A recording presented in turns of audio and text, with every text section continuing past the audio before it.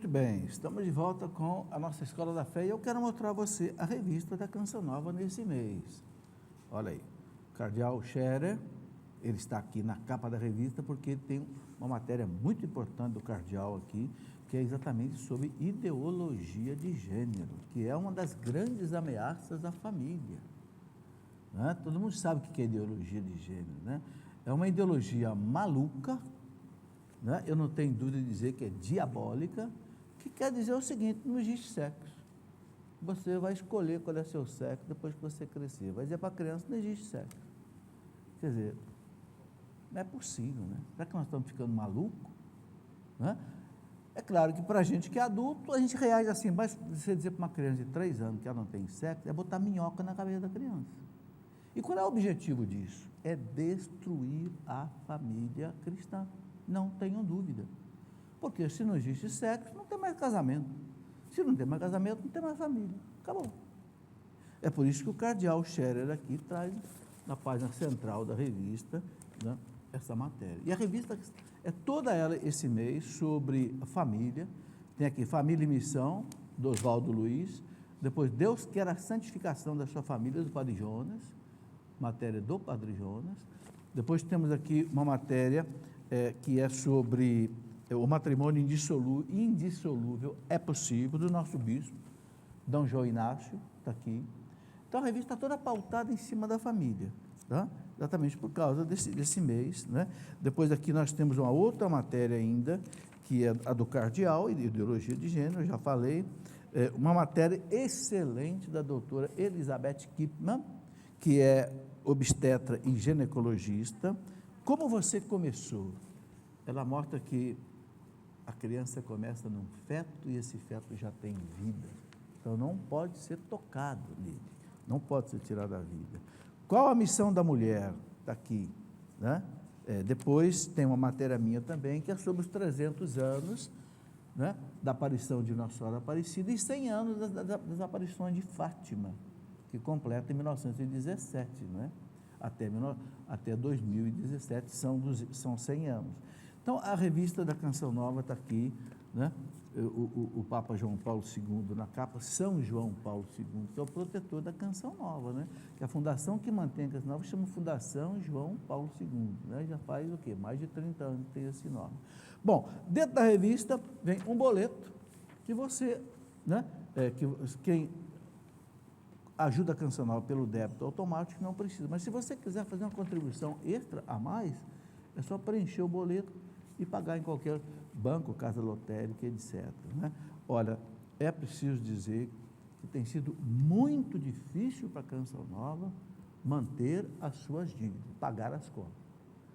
Né? Estamos fechando o mês de setembro, fechamos, e não chegamos a 100% na campanha. O que significa isso? Que fica uma dívida para trás.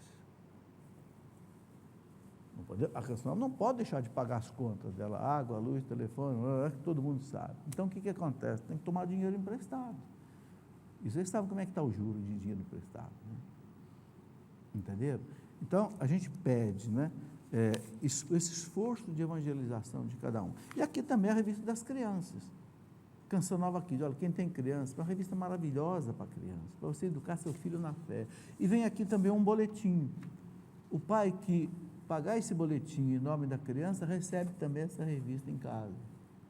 A gente gasta tanto dinheiro com tanta coisa, né? Vale a pena você fazer uma contribuição em nome do seu filho e ter aí uma Canção Nova Kids para o seu filho. Veja, a Canção Nova não tem propaganda, não tem comerciais, ela vive dos produtos que vêm de evangelização da revista e da sua generosa contribuição, né? Que Deus o abençoe.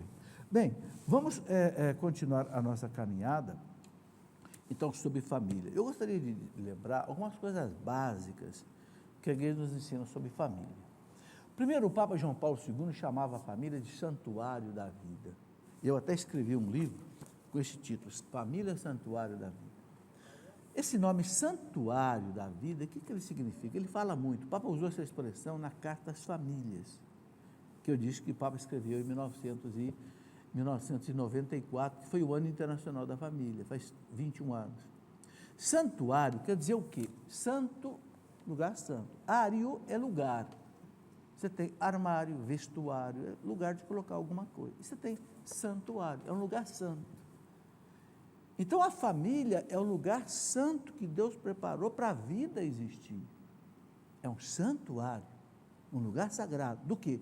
Da vida. Por isso que a família, né, ela é insubstituível, diz o Papa João Paulo II. Não se pode substituir a família por outra instituição. E a família está na primeira página da Bíblia. Deus fez o homem, criou a mulher e disse para os dois: sereis uma só carne. O homem deixa a casa do seu pai, se une à sua mulher e sereis uma só carne. Crescei e multiplicai. Deus deu um mandamento para o casal. Não é um conselho, é um mandamento, uma ordem. Cresçam e se multipliquem. Então, o casal primeiro precisa crescer. Né? O que é crescer? É um santificar o outro. Por que a gente se casa? Não é para curtir a vida a dois. Não, é para cumprir uma missão. O sacerdote tem uma missão, por isso recebe um sacramento especial da ordem. Quem é casado recebe uma missão de Deus, então precisa de uma graça especial. Por isso que recebe um sacramento especial, o matrimônio. Por quê? Porque Deus sabe que não é fácil para o casal manter uma família, ter os filhos, educar os filhos, vencer os problemas de saúde, de doença, né? E que não acaba nunca, né? Acaba nunca. Eu já estou viúvo, já fui casado há 40 anos, já estou vivo há 3 anos e continuo sofrendo com os meus filhos. Tem uma nora lá com câncer no braço, outro com problema de depressão, né? Para quem tem 5 filhos e 11 netos, 4 noras e um genro, dá para rir e para chorar, né? Então você precisa de uma graça especial. É o sacramento do matrimônio. O sacramento do matrimônio, ele sustenta a gente na hora da doença, na hora da luta, do desemprego, entendeu? Da morte. Então Deus disse para o casal: crescer. Crescer é fazer o outro crescer. E como é que você faz o outro crescer? Com o amor. É o amor que faz crescer, né? Para você fazer alguém crescer, você tem que se renunciar em muitas coisas. Para você dizer sim para alguém, você tem que dizer não para você. Eu não posso pegar esse livro aqui, querer dar esse livro aqui para a Fernandinha de presente, e ao mesmo tempo eu querer ficar com o livro. Não tem jeito. Para eu dar o livro, eu tenho que perder o livro, está certo? Para eu dizer sim para alguém, para eu amar alguém, eu tenho que dizer não para mim. É por isso que muita gente não sabe amar, porque é egoísta. Para você amar, você tem que ser altruísta, que é o contrário de egoísta. Pensa nessa palavra, egoísmo, quer dizer, tudo para o ego, tudo para mim. Altruísmo, vem de alter, que quer dizer outro. Altruísmo é para o outro, não é para o meu ego. Então, quando é que um casal cresce? Quando cada um esquece de si e vive para o outro. E depois, quando tem os filhos, os dois se esquecem deles e vivem para os filhos. Né? Um dia uma senhora me disse: Felipe, o filho sai da barriga da gente e depois passa para a cabeça, e da cabeça não sai nunca mais. A cabeça da mãe, o filho de 40 anos, e ela continua com o filhinho na cabeça. É meu filhinho, 40 anos, 50 anos. É, porque é filho. Então, é um mandamento, crescer. Então, o Papa diz: a família é o santuário da vida. Na família, a vida é gerada, a vida é educada, a vida é amada. Na família, você não é um RG. Na família, você não é um CPF. Não, na família, você tem um nome. A família canta parabéns para você. Você é amado. O Papa João Paulo II diz assim na Carta às Famílias: aquele que não experimenta o amor, aquele que não faz do amor algo próprio, nunca será feliz. Por quê? Porque o homem foi feito por amor e para o amor. E esse amor você recebe aonde? Na família, no colo do pai, no colo da mãe, no convívio com os irmãos. Por isso a família é o santuário da vida. O Papa diz uma frase interessante: a família é patrimônio da humanidade, né? Patrimônio da humanidade, quer dizer, o patrimônio é aquilo que você não pode abrir mão. Até no direito, por exemplo, né, existe o bem de família. O que é o bem de família? Se o casal tem uma casa, e a única coisa que esse casal tem é aquela casa, esse casal pode estar devendo para todo mundo, a justiça não pode tomar aquela casa dele e penhorar, porque é o bem de família, é o patrimônio que a família precisa para existir. Então não é só a casa que é um patrimônio, a família é um patrimônio. Ou seja, um bem inegociável. Né? É interessante que no começo da igreja, né, a família, a igreja, era chamada de igreja doméstica. Né? Nós temos duas famílias, a pequena família, que é a família doméstica, e temos a grande família, que é a igreja. Nós pertencemos a duas famílias. Por que lá no século I, século II, as famílias cristãs eram chamadas de igreja doméstica? Por quê? Porque vocês sabem muito bem que até o ano 313 o cristianismo era proibido em Roma, em toda a volta do mar Mediterrâneo, porque o Império Romano era pagão e perseguia os cristãos, desde Nero, Trajano, Vespasiano, Domiciano, Diocleciano, Aureliano, aqueles imperadores todos que massacraram os cristãos 250 anos. Então os cristãos se reuniam onde? Nas casas, não tinha igreja, se escondiam nas catacumbas. Então as casas, aquelas pessoas que tinham uma casa, que eram cristãs, ofereciam a casa para celebrar a missa, às escondidas na madrugada, por causa da perseguição. Então a família ficou sendo chamada de igreja doméstica. Olha que coisa maravilhosa. Então a família é o santuário da vida, é um patrimônio da humanidade, é a igreja doméstica, a família é insubstituível. 4 expressões que o Papa João Paulo II usava. E sabe, gente, uma coisa muito importante de entender, eu estou dizendo tudo isso, estamos refletindo profundamente sobre isso, porque a família está ameaçada. Olha, esses dias eu li que a irmã Lúcia, lá de Fátima, antes de morrer, escreveu uma carta para um cardeal da igreja, Carlos Cafasso, se não me engano. E o que a irmã Lúcia disse para o cardeal na carta? Que a última investida do demônio contra a humanidade, contra a igreja, vai ser contra a família e contra a vida. Gente, isso é de arrepiar. Se eu não tivesse lido isso, inclusive com a referência, eu publicado num jornal italiano, isso.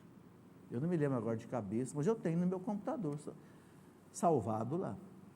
Entendeu? É de arrepiar. Por quê? Porque nós já estamos assistindo esse filme. A família já está sendo atacada pesadamente. Não é? Inventaram famílias alternativas. Um homem casa com um homem e adota criança. Tudo bem, nós temos que respeitar quem quer viver assim, mas pelo amor de Deus, não chame isso de família. Não chame isso de família. Família há 2000 anos, em todo o mundo, família há 2000 anos, inclusive na Constituição brasileira. O que diz a Constituição brasileira? A família é a união estável de um homem com uma mulher e os seus filhos, na Constituição brasileira. Como é que agora o Supremo Tribunal Federal legaliza a união de pessoas do mesmo sexo? Então a Constituição vai ser rasgada? A gente vê aí as ameaças que vão acontecer. Entende?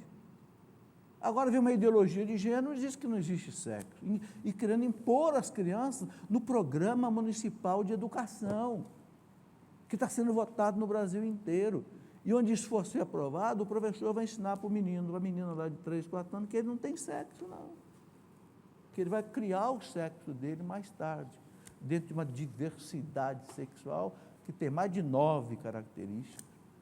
Pode ser transgênero, pode ser bissexual, pode ser transexual, pode ser travesti, heterossexual masculino, heterossexual feminino. Estão entendendo? A família está jurada de morte. Não sou eu que disse, não, gente. É o Papa João Paulo II. É só ler lá a Evangelho Vitae, é só ler a Splendor Veritatis, de João Paulo II, é só ler, né, a Carta às Famílias, Entende? É uma coisa que a gente precisa pensar e trabalhar a favor disso. Né? Outra coisa que a igreja nos ensina, por exemplo, a Gaudium et Spes, aquele documento do Concílio Vaticano II, número 2, diz assim: se é certo que Cristo revela plenamente o homem a si mesmo, faz através da família, onde escolheu nascer e crescer. Cristo revela o homem a si mesmo, e faz isso na família, onde a criança nasce, cresce, vive. Né? Depois diz aqui, a Gaudium et Spes, número 52, desta maneira a família constitui o fundamento da sociedade. O fundamento da sociedade. A sociedade é como se fosse uma rede, formada de elos. O que acontece se você for cortando esses elos numa rede? A rede fica toda furada. Se for uma rede de pescaria, não pega mais peixe. Né? Pode jogar fora. Então, a sociedade é essa rede de famílias, que vai sendo destruída. E aí a gente vê as consequências. As consequências. Né? O Papa João Paulo II, quando esteve aqui no Brasil, a última vez, em 1997, ele foi no Maracanã e fez uma pregação para os jovens. E lá o Papa falou do amor livre, o sexo livre, né? E disse para os jovens: olha, por causa do sexo livre, no Brasil, existem milhares de crianças órfãos de pais vivos. Que vergonha, né? Uma criança ser órfã de pai que está vivo, que o pai morreu, paciência, morreu, que a mãe morreu, paciência, morreu, mas a criança ficar órfã de um pai que está vivo, o pai gerou essa criança e a abandonou, que malvadeza.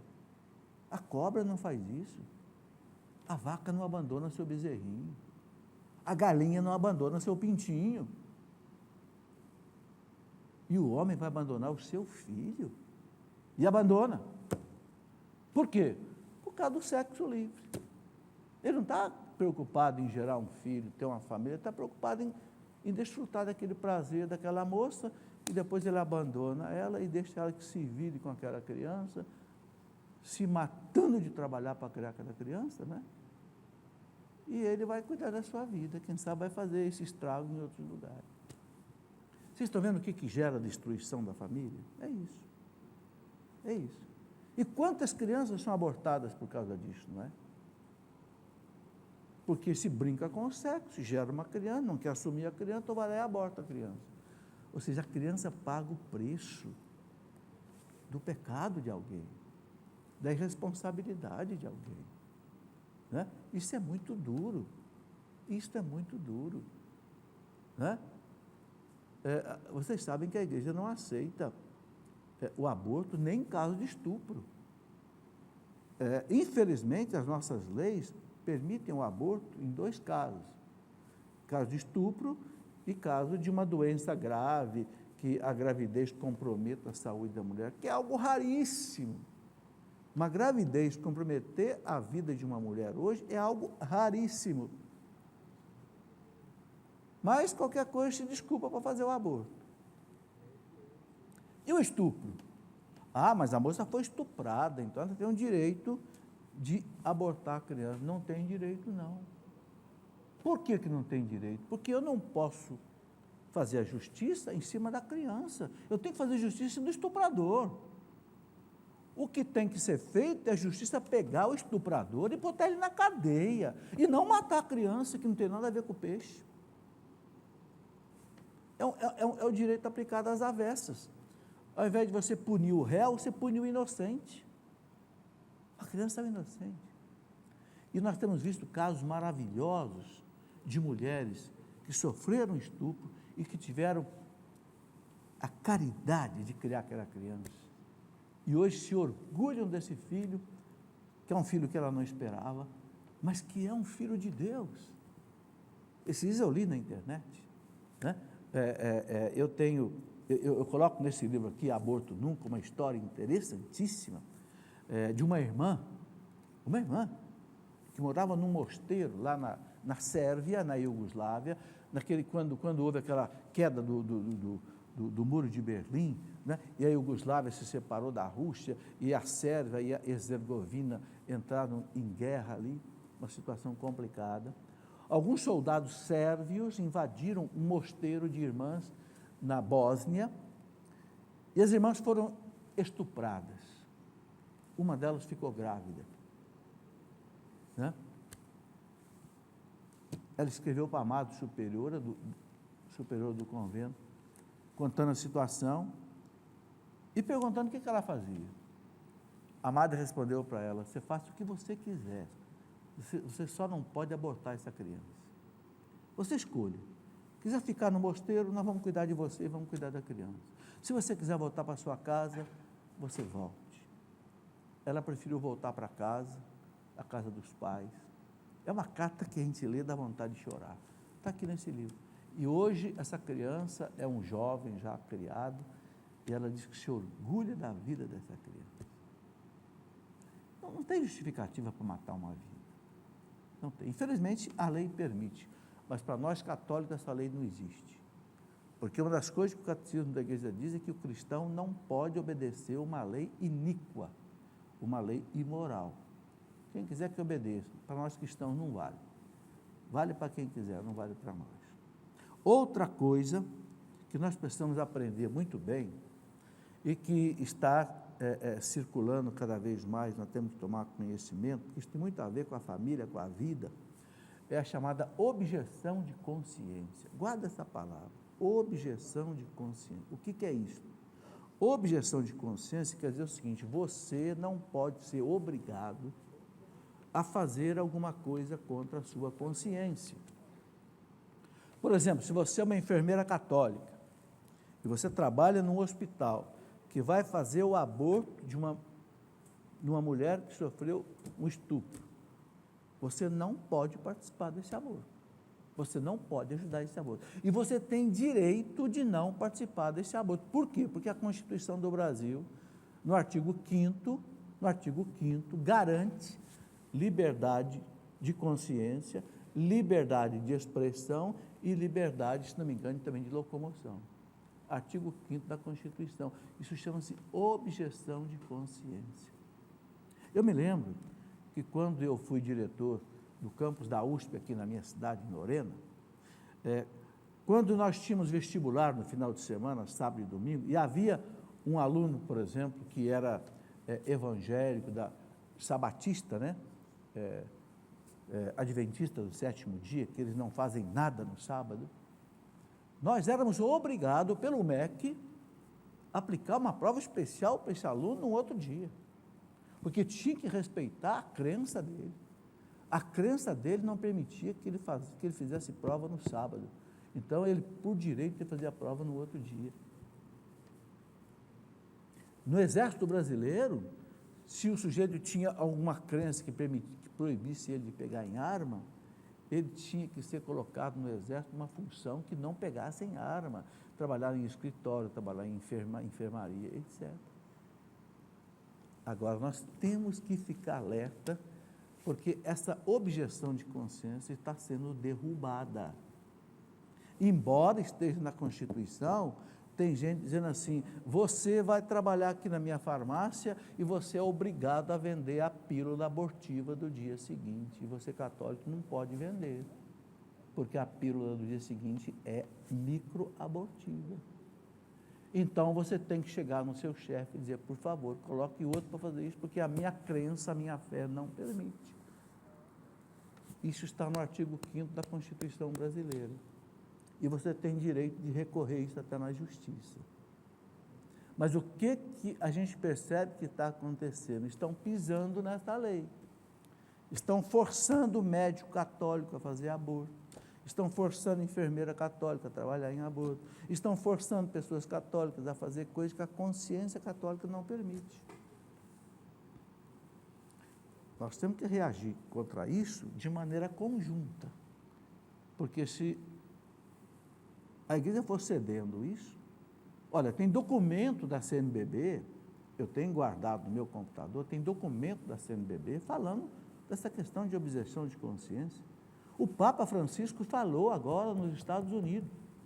Aliás, não foi nos Estados Unidos, ele estava viajando dos Estados Unidos para a Roma, e deu entrevista para 76 jornalistas no avião, e um dos jornalistas perguntou para ele da objeção de consciência. Por quê?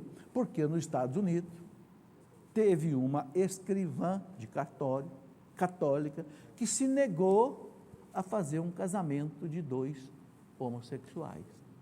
E a mulher, porque ela não aceitou fazer, ela foi processada e foi presa. Quando também nos Estados Unidos existe objeção de consciência. Aí perguntaram para o Papa, e o Papa disse, é um absurdo. E o Papa recebeu essa moça em audiência. Eu vi hoje na internet. Essa escrivã católica que se negou a fazer o registro, o Papa a recebeu. E o Papa falou para o jornalista, objeção de consciência tem que ser respeitada. A consciência da pessoa não pode ser violentada, porque é aquilo de mais sagrado que uma pessoa tem. Se a pessoa fizer alguma coisa contra a sua consciência, a pessoa está perdendo a dignidade humana. Gente, isso é muito sério, guarde isso. Objeção de consciência, veja o artigo 5º da Constituição brasileira, é muito claro sobre isso. Isso tem tudo a ver com a família, tem tudo a ver com a vida, tem tudo a ver com a luta contra o aborto e todas essas coisas. Bom, vamos para o intervalo, a gente volta daqui a pouquinho para continuar essa conversa.